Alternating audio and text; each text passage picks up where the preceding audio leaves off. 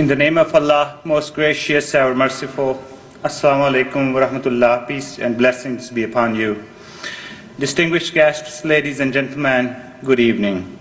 Welcome to the York University Peace Symposium. We start the proceeding with a brief recitation from the Holy Quran. I would now request Basil Bhat Sahib to come and recite a portion from the Holy Quran and its translation.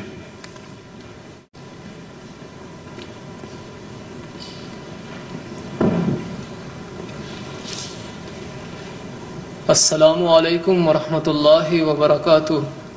May the peace, mercy, and blessings of Allah be upon you all. أعوذ بالله من الشيطان الرجيم.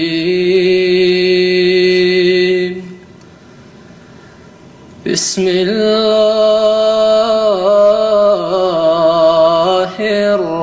الرحمن الرحيم.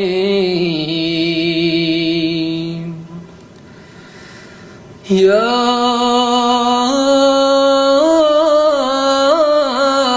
أيها الذين آمنوا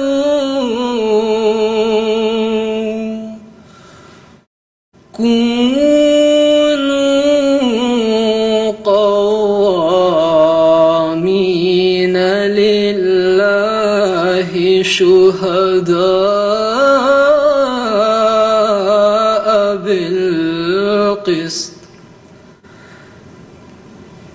بالقسط ولا يجرمنكم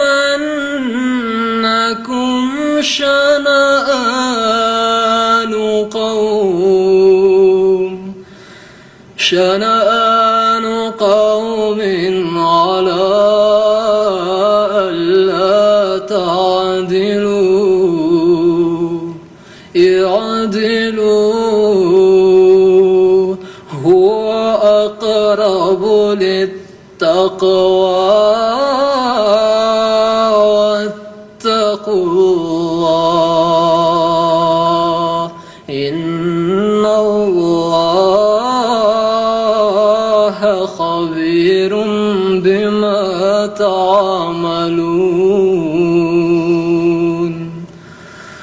وعد الله الذين آمنوا وعملوا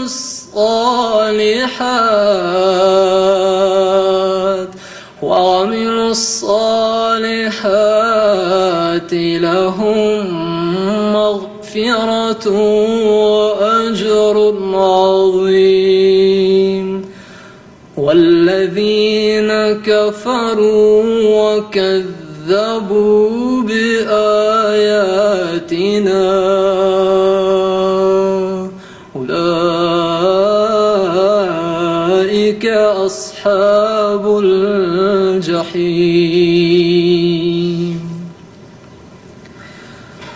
Following is the English rendering of the verses just presented in front of you, as done by Hazrat Maulvi Sher Ali Sahib, may Allah be pleased with him. Selected from chapter 5, verses 9 to 11. I seek refuge in Allah from Satan the accursed. In the name of Allah, the gracious, the merciful. O ye who believe, be steadfast in the cause of Allah, bearing witness in equity. And let not a people's enmity incite you to act otherwise than with justice. Be always just, that is nearer to righteousness. And fear Allah, surely Allah is aware of what you do. Allah has promised to those among you who believe and do good deeds that they shall have forgiveness and a great reward. And as for those who disbelieve and reject our signs, they are the people of hell. Jazakumullah. Thank you very much.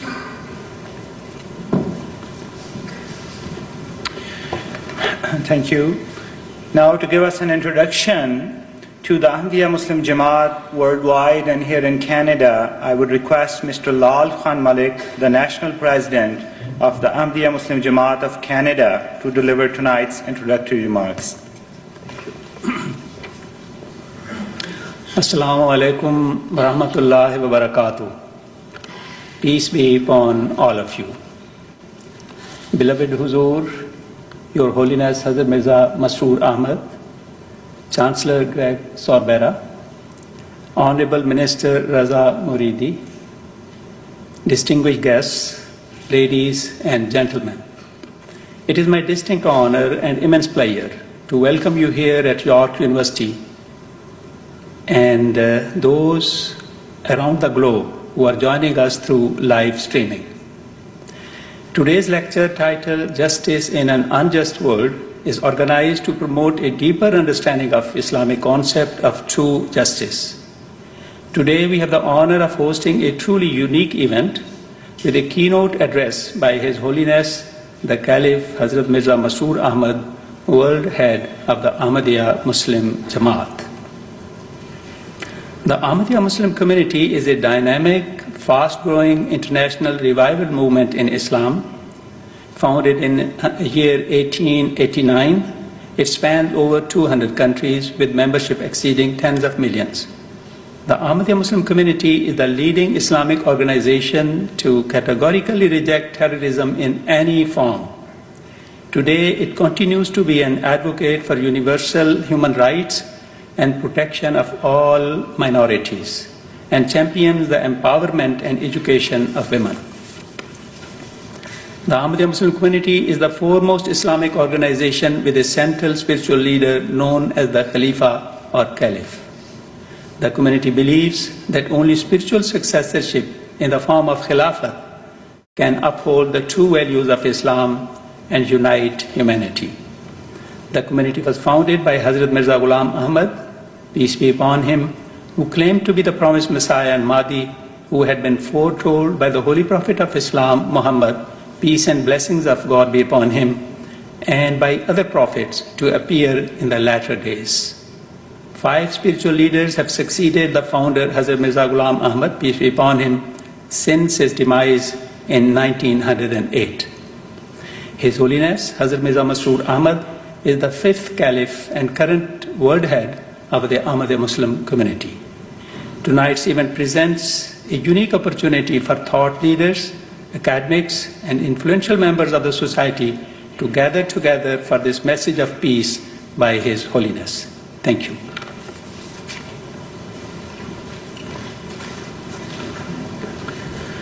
Thank you, Mr. Lal Khan Malik.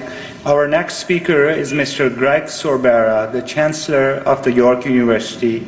Mr. Sorbera has a long and distinguished career in public services, serving as a minister at the provincial level for many years. He is widely respected for his dedication and commitment to serving his fellow Canadians. In June of 2014, Mr. Sorbera became Chancellor of the York University. I request Mr. Greg Sorbera to come to the podium.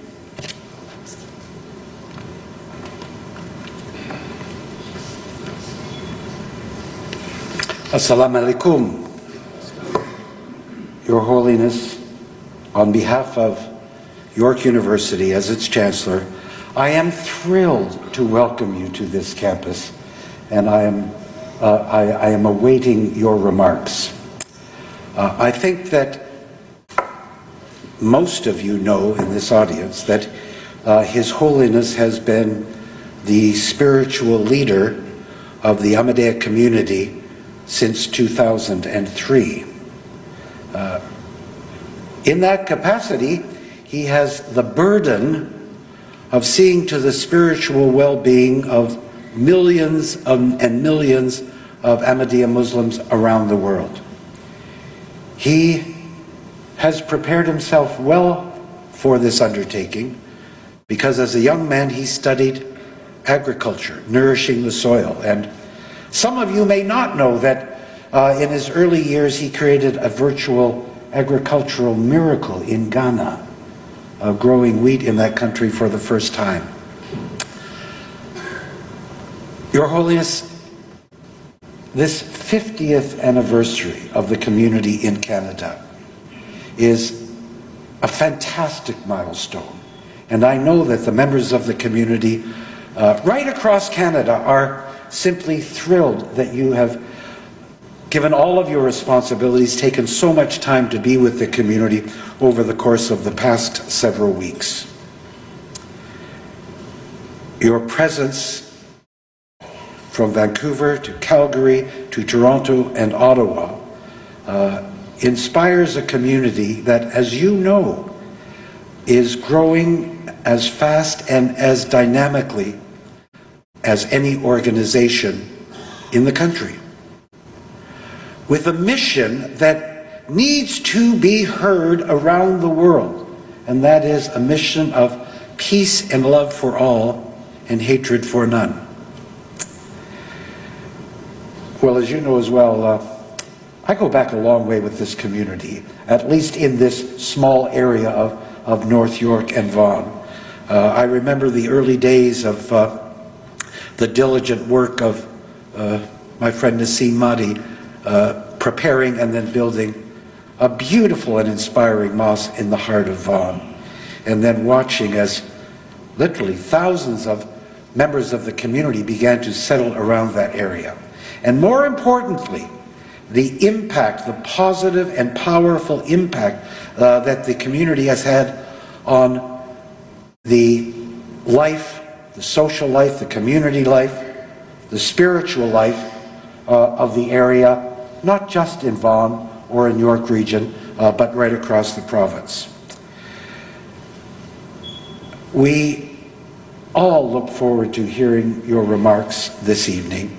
I think for me, as the Chancellor of this university, I am thrilled that you are here to speak in this hall on this campus. And I pray that your words inspire the mission of love for all and hatred for none. And thank you for allowing me to share this podium with you this evening. Merci beaucoup.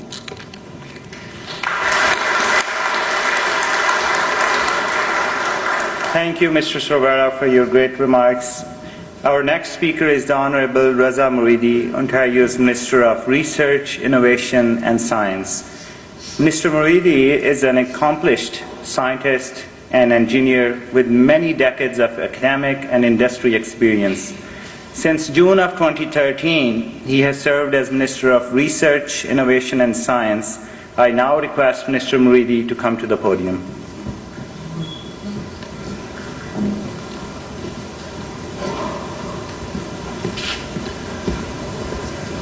Well, thank you very much. And, Your Holiness, Chancellor Sorvera, ladies and gentlemen, it's truly a great pleasure and privilege on behalf of Premier Kathleen Wynne and the Government of Ontario most warmly extend my welcome back to Ontario, to Your Holiness.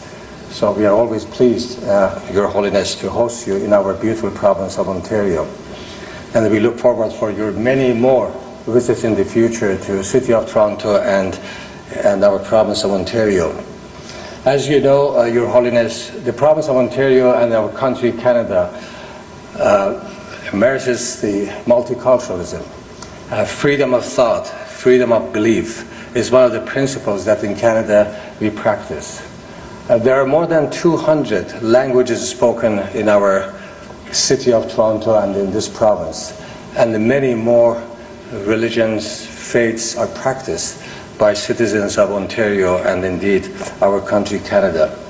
We are so blessed to be Canadians, where we can practice our religion, whether it is Islam, any branches of Islam, or Christianity, Judaism, or any other, or Hinduism, Buddhism, any other religions. This is the beauty of Canada. Some years ago, I put forward a motion at the Ontario Legislature proclaiming February 21st as the International Mother Language Day in Ontario. And some of you may know that the origin of this movement goes back to Dhaka, Bangladesh, where the Pakistani army in those days killed a number of students who were advocating for keeping their own language, Bengali, in Bangladesh. So as a result of that, of course, International Mother Language Day was created by the United Nations, UNESCO, and I had the pleasure and honor of bringing that motion to Ontario Legislature to proclaim International Mother Language Day in Ontario as well, which was passed unanimously by all members of the Parliament at that time. And in my speech to the Parliament, I said, Mr. Speaker, if I want to say the word hello in greetings in 6,000 languages spoken in the world, we should be staying here for maybe weeks. And indeed, I said this in 40 different languages, including, I said, Assalamu alaikum, Sipas, Durud, and many other languages. But this is Canada, where we celebrate diversity, and we believe that diversity is our strength. In some countries around the world, they want to assimilate others. They don't respect other religions. They don't respect other languages. And you can see that today around the world, many, many wars happening in various parts of the world.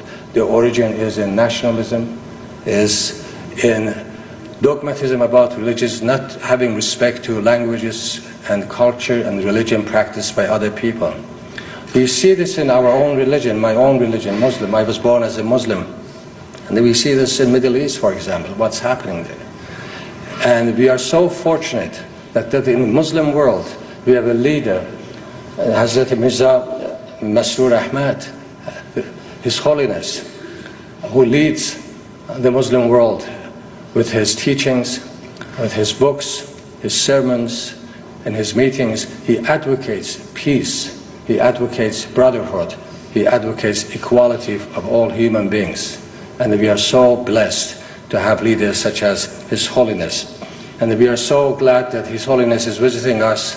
This is actually my second time having audience with His Holiness. The first time was a few years ago when Premier McGuinty was the Premier of Ontario, and I had the honor and the privilege of having audience with His Holiness. That was at Hilton Hotel, I remember, in Markham. And today I am lucky enough to have audience with His Holiness and look forward for many more in the future. So again, welcome back to Ontario, Your Holiness, and we look forward to hosting you in many, many more visits to Ontario as well. So I'm going to close by saying, love for all, hate for none. This is a great slogan. I keep talking, I keep promoting this, and before I leave the podium, I must also mention about one great man from the Ahmadi community. Of course, there are so many great men and women came after Ahmadi community, but one of the greatest one is the late Professor Abdul Salam. I'm a physicist by profession, some of you may know, and I got to know him. He is one of the giants of science who has served humanity and science immensely. So we have to always remember him. And he created apparently actually a center at Italy called Center for Theoretical Physics, where he used to bring, and is still the center, bring scientists from all over the world, particularly from developing countries, to continue their education and the research and the studies in that center in Italy. So I want to again thank His Holiness for taking the time to visiting us, particularly at this time, at this year, that as we are celebrating 50th anniversary of Ahmadi community in Ontario. So thank you very much. Alaikum salam.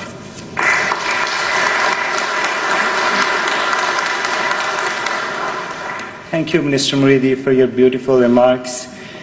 Ladies and gentlemen, in many ways, tonight's event is historic in nature. Although His Holiness has delivered countless addresses at large international gatherings of distinguished world leaders, including the European Parliament, US Capitol Hill, British Parliament, and just a couple of weeks ago, the Canadian Parliament, tonight's event is the first address His Holiness is delivering at a Canadian university. That His Holiness has chosen York University to deliver His invaluable message is a source of great distinction for the Ahmadiyya Muslim Jamaat of Canada. His Holiness is known the world over for his many humanitarian efforts to alleviate poverty and suffering. He has worked extensively in Africa, building hundreds of schools and hospitals, earning the sincere appreciation and respect of many world leaders throughout the continents. In the West, too, it is the teachings and constant guidance of His Holiness that continuously drives Ahmadi Muslims to work for the betterment of the society. One of the most important undertakings His Holiness is carrying out is his persistent and tireless effort to bring the attention of humanity towards the utmost importance of establishing world peace. At this most critical time, in which the world is at a great unrest, it is this purpose again that has brought His Holiness to address us here today. So, without further ado, we now arrive at the keynote address by His Holiness titled Justice in an Unjust World. I respect beloved Hazoor to please address us.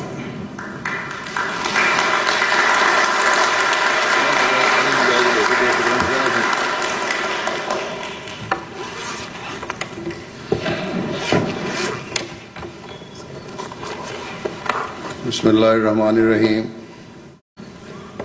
In the name of Allah, the gracious, ever merciful.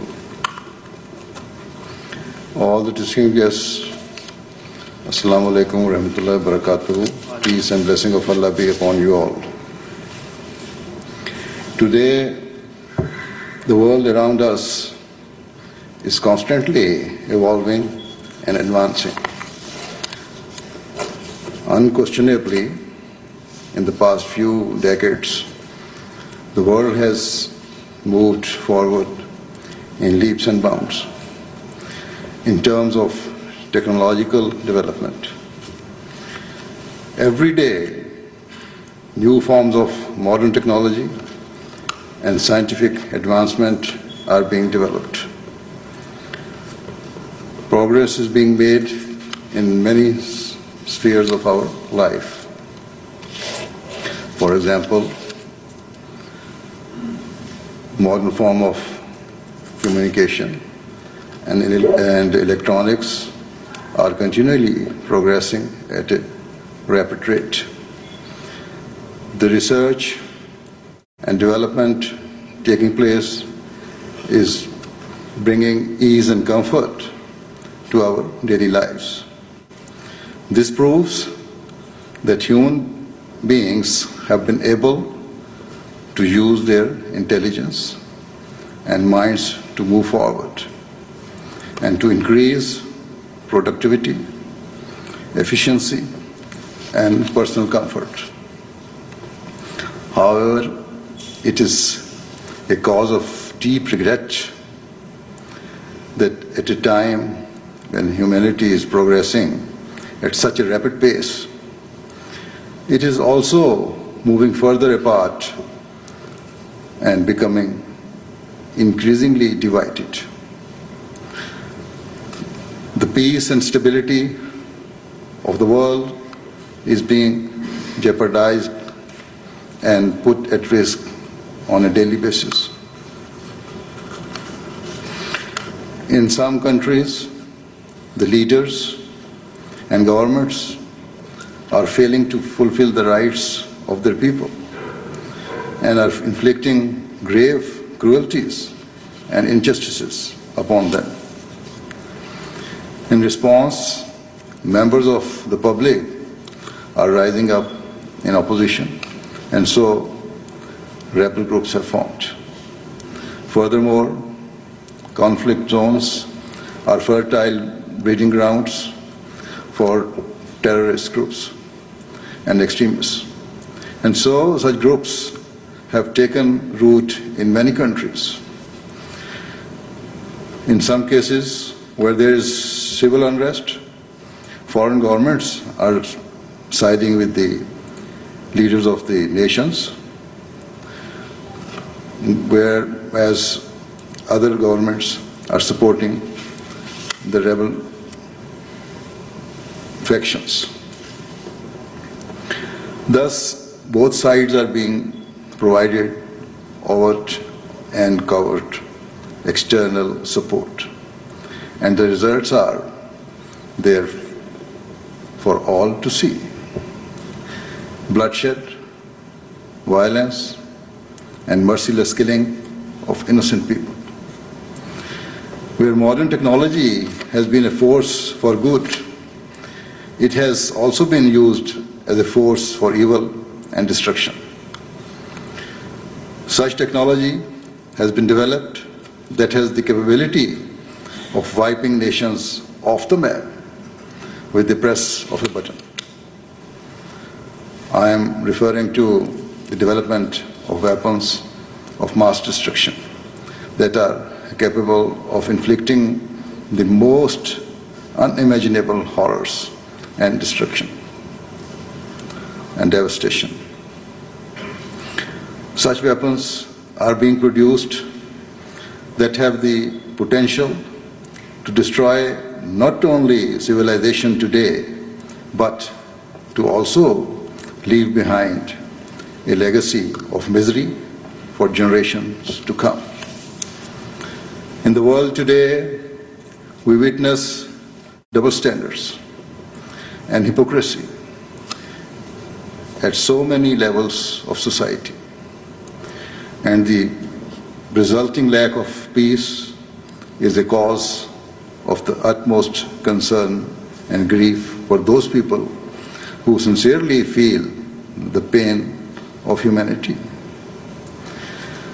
As the leader of a worldwide Muslim community, it is this issue that concerns and worries me more than any other. As a Muslim leader, it is a source of grief to me personally that the disorder taking place today is centered around so-called Muslims and is being associated with Islam. On the one hand, most of the wars being fought and the lives being lost are in the Muslim world, whilst on the other hand, so-called Muslims have now spread their networks of terror further afield and are targeting innocent people here in the West. It is a tragedy of the very greatest proportions that such people seek to falsely justify their hate-filled and evil acts in the name of Islam. Rather than serving Islam, all they are achieving is to defame its name. The truth is that the very meaning of the word Islam is peace, security, and love. Given this, we have to accept that either the deplorable acts of terrorists and extremists are entirely against the teachings of Islam, or alternatively, that despite meaning peace, Islam is actually a religion that advocates extremism and violence. To assess which of these opposing propositions is correct, we must consider what Islam's true teachings are. We must look to the primary source of Islam, its holy book, the Holy Quran, and furthermore to the conduct and example of its founder, the Holy Prophet Muhammad, peace and blessing of Allah be upon him. Therefore, in the time available, I will now present Islam's true teachings to you, and thereafter, hopefully, you will be in a position to understand whether the division and conflict witnessed in the world today is a result of Islam's teachings or a consequence of moving away from them. During the life, the founder of Islam, the Holy Prophet Muhammad, peace and blessing of Allah be upon him, laid down in just a few words the foundation for peace in the world and between all peoples. The Prophet of Islam, peace and blessing of Allah be upon him, said that a person should desire for others whatever he desires for himself. I believe that this timeless principle is as true today as it ever was in the past. Certainly, every person desires peace for themselves and to be saved from all anxieties and worries. Every person hopes that he or she has the means to live comfortably and without hardships. Every person seeks good health so that they can enjoy their lives free from pain or difficulty. Every person craves good standing in their community and respect of others. In a similar vein, every government and every nation also seeks such prosperity. However, how many people or nations are there who truly desire peace, prosperity, and success for others? In terms of verbal proclamations, it is very easy to say that yes, we do desire the best for others. However, in practice, it is much more difficult and challenging. Wherever there is a conflict of interests, most people tend to prioritize their own interests and welfare over and beyond the rights of others. This is true at an individual level and also true at a collective and national level.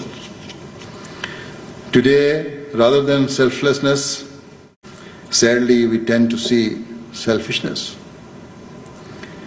Most people or nations prioritize their own rights and are quite willing to relegate and demean the rights of others in order to fulfill their own goals and ambitions. In terms of the Muslim world, it is because the leaders and people have discarded the true teachings of their religion that they are now driven by their deviation and unrest. Put simply, the leaders have failed in their duties to protect their people and to safeguard their rights. And in turn, rebel elements have also deviated from what is right and just. Instead of traveling upon a path of justice and integrity, we have seen time and time again the world's major powers being concerned only with fulfilling their own interests. Whether they decide to side with the Muslim governments or the opposition groups is not dictated by what is fair and what is right, rather only by which party better serves their own interests. Yet, according to Islam, our desire and motivation to fulfill our own interests should always be matched by our desire and motivation to fulfill the rights and interests of others. If acted upon, this is the golden principle that will unlock the door to true peace and security. In order to establish peace, Islam also places great emphasis on the fulfillment of one's trusts. Thus, chapter 4, verse 59 of the Holy Quran states, "Verily, Allah commands you to make over the trusts to those entitled to them, and that when you judge between men, you judge with justice. And surely excellent is that with which Allah admonishes you. Allah is all hearing, all seeing." In this verse, Muslims have been clearly instructed to fulfill the trusts that have been placed in them. This includes trusts and oaths that have been undertaken at a personal level and those trusts that are collective. In terms of personal trusts, a person should not seize the property or rights of others or fail to fulfill the responsibilities he owes to other people. In terms of collective trusts, one important aspect is the duty of the citizens to elect representatives of the state who they consider to be of the greatest value to their nation. When it comes to election or nominations, a person should not vote automatically for his ally or party member. Rather, they should consider who is the most qualified and suitable for the task at hand. Thereafter, those who are elected and handed the keys to government or power should exercise their duties with honesty, integrity, and justice. This teaching is the model of democracy that Islam champions. In every society, there are mutual trusts and obligations placed upon all people and for the society to function successfully. It is necessary for normal citizens and the leaders to fulfill their responsibilities towards each other with true justice. If these principles had been adhered to in the Muslim world, then we would never have seen the conflicts and division that are prevalent in many countries. I personally believe this Quranic principle to have universal value and to be of benefit across the world and not just in Muslim countries. The citizens of all nations should seek to elect those people to their parliaments or assemblies who they believe will work for the betterment and progress of their nation.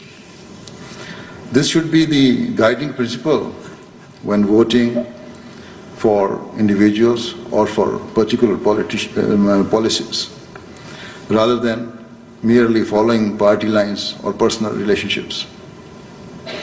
If the leaders of the country are those who truly seek the advancement of their people, rather than being corrupt and rather than focusing on selfish personal interests, then there will be no reason for people to turn against their governments or for civil wars or conflicts to arise. Leading on from this, the same principle of fulfilling trusts and oaths is something that the major powers and international institutions such as the United Nations must always prioritize. Weaker nations are often forced to rely on the support of more powerful and richer countries. And so, the latter should seek to fulfill the trust that those less economically developed nations place in them. They should try to sincerely help them stand upon their own 2 feet and realize that it is in the world's interest for weaker nations to develop and prosper. Similarly, at the United Nations, it should not be that certain countries wield undue power and influence, or that the permanent members of the Security Council care only for their own interests and utilize their veto power even where it is in conflict with the interests of the majority. Rather, all members of the United Nations should work together and fulfill the covenant of trust upon which the institution was founded, to maintain the peace and security of the world. If all nations and international institutions forego narrow self-interests for the sake of the collective good, then the conflicts that are plaguing the world will naturally die away.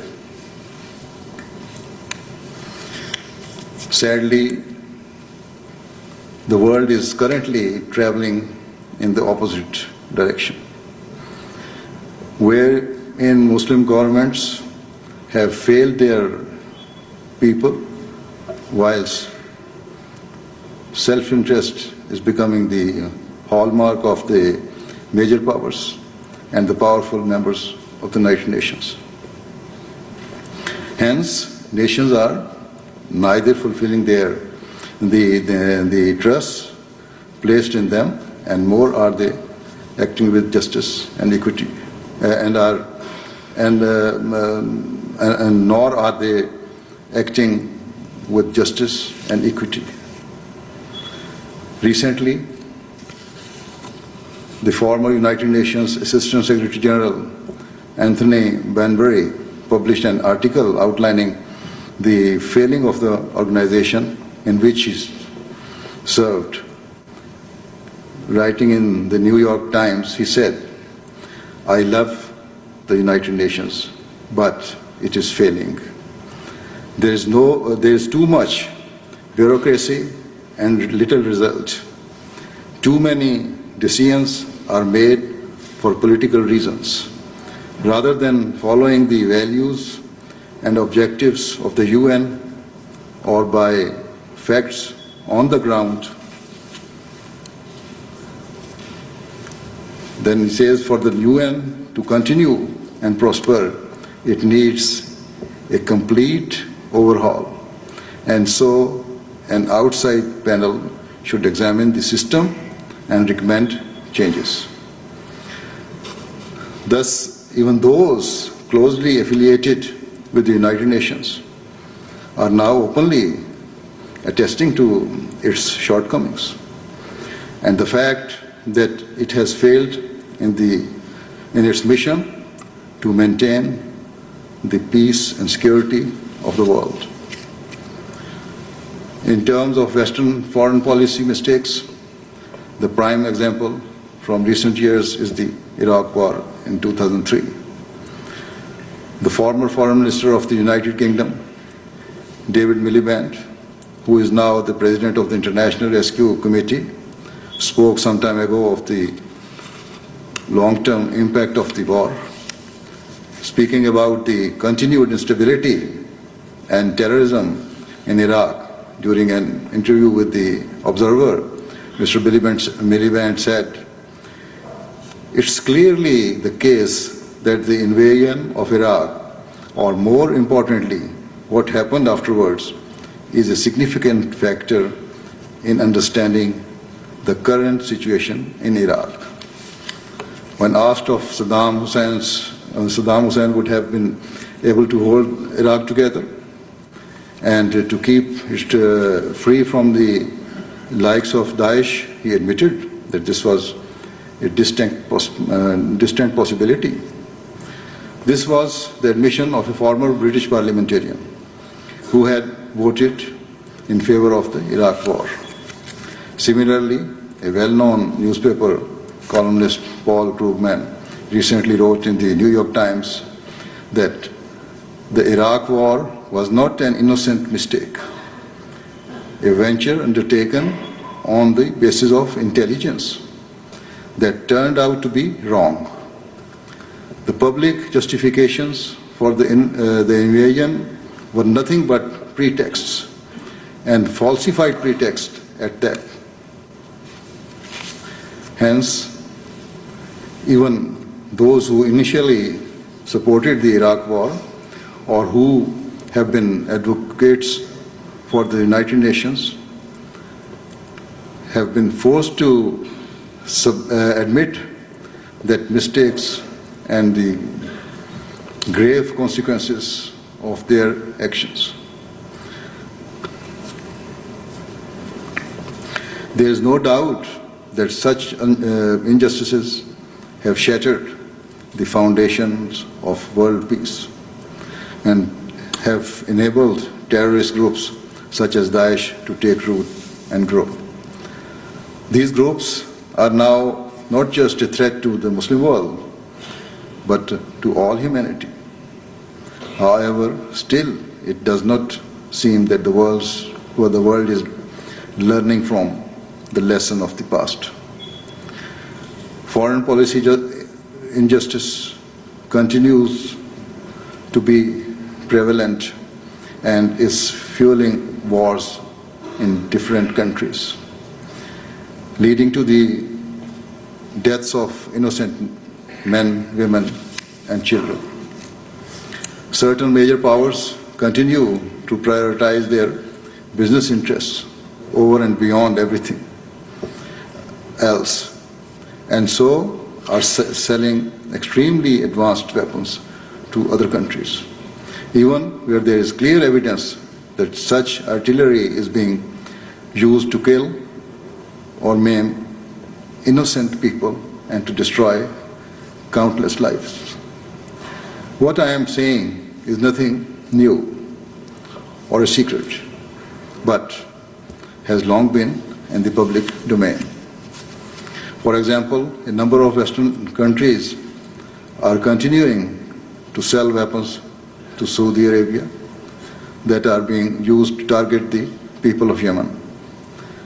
No Muslim country has large-scale weapons factories that can produce such huge quantities of deadly and sophisticated weapons. And so their only source is the Western world.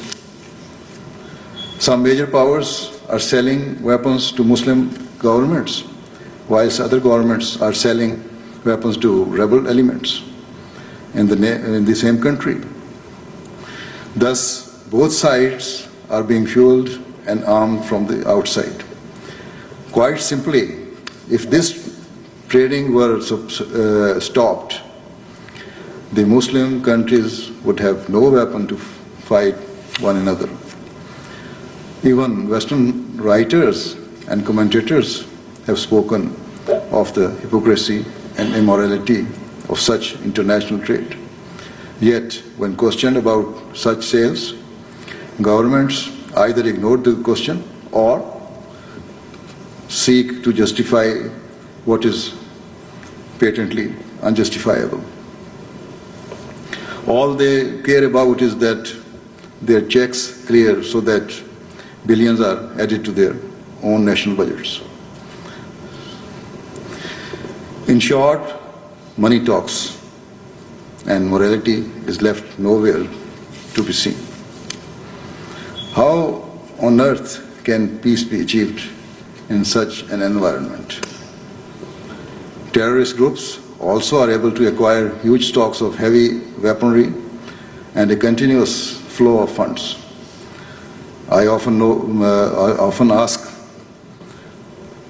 how it was possible for the terrorist group, Daesh, to become so rich. Where does it get its millions from? Why has its funding not been stopped? How does it continue to trade oil and purchase weaponry? Western powers and the United Nations have been able to place extremely restrictive sanctions on powerful countries, yet for some reason have not been able to curb the funding of groups such as Daesh. Even now, despite belated efforts to try and restrict the funding of Daesh, it continues to earn millions of dollars. Recently, Canada's Minister for Public Safety announced that the Canadian government would no longer refer to Daesh as Islamic State. He said that Daesh was neither Islamic and nor was it a state. His comments were well made. and prove that Western governments are well aware of the fact that such terrorism is not based on Islam.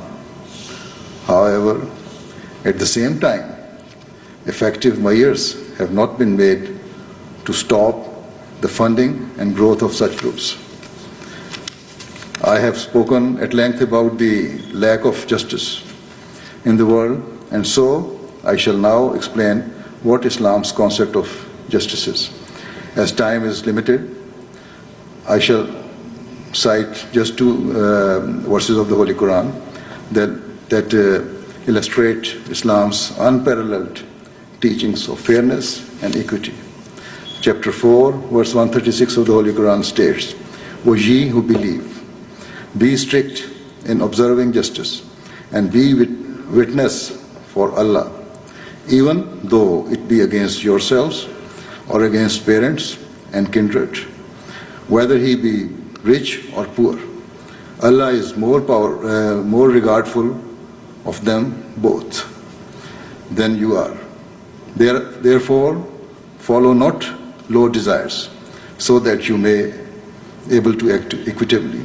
And if you conceal the truth or evade, then remember that Allah is well aware of what you do."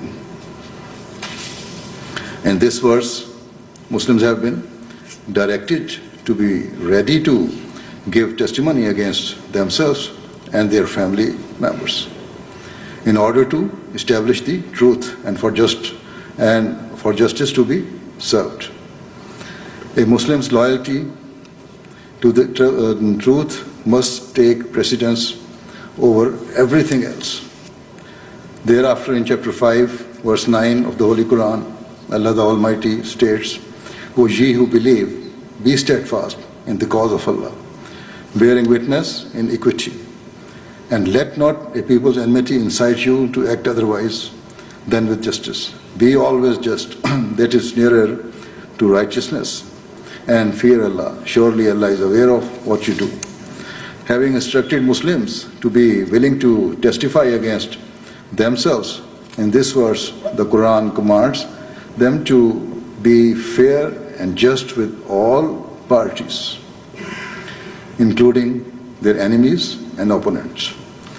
This is the exalted standard of justice advocated by Islam. And so, if today's Muslim governments are not following this teaching, it is their fault. Hence, it would be entirely unjust and wrong to blame Islam for their misdeeds.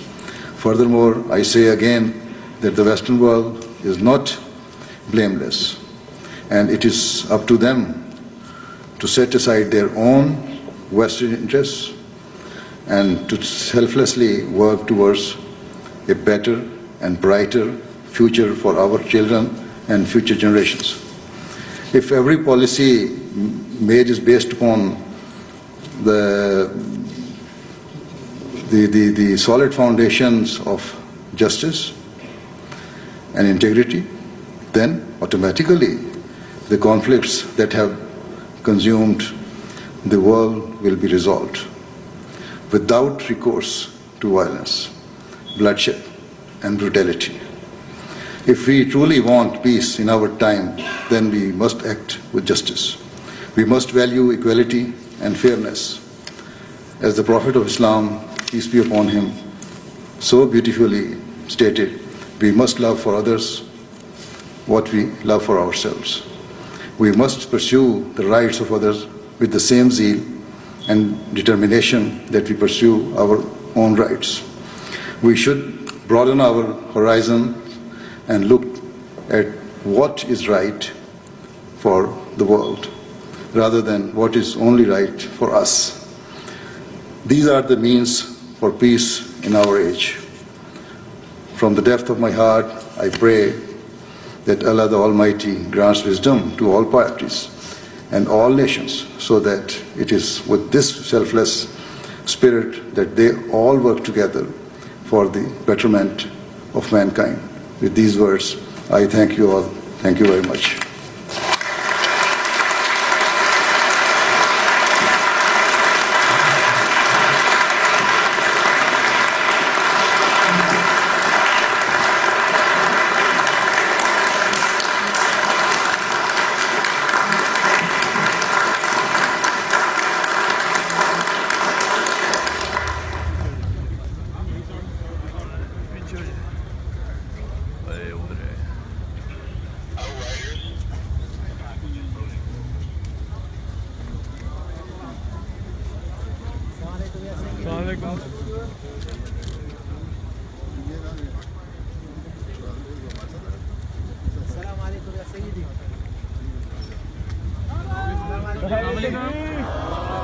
नारे तकबीर